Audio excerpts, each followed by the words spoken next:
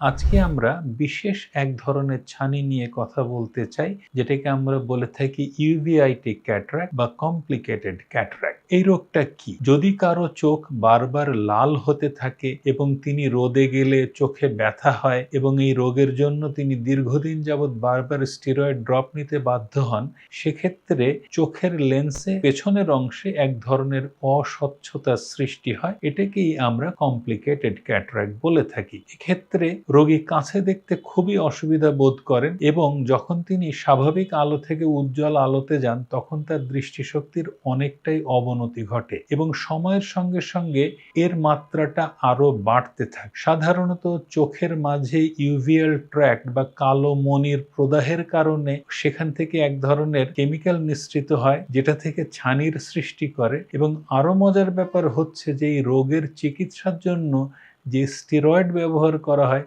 সেটা থেকেও ছানির সৃষ্টি হয়। রোগ এবং রোগের চিকিৎসায় দুটো মিলেই কিন্তু ছানির সৃষ্টি করছে এবং যতই দিন যায়, যতই চিকিৎসা নেওয়া হয়, যতবার রোগ হয়, পরিস্থিতি ধীরে ধীরে অবনতি হতে থাকে। যদি আপনার চোখ বারবার এরকম লাল হয়ে থাকে এবং আপনি যদি অনেক দিন স্টেরয়েড ড্রপ ব্যবহার করেন এবং এখন আপনি অনুভব করেন যে আপনার দেখতে অসুবিধা হচ্ছে, ধরে রাখতে পারেন আপনি কমপ্লিকেটেড ক্যাটারাক্টে আক্রান্ত। তবে দুশ্চিন্তা করার তেমন কোনো কারণ নাই।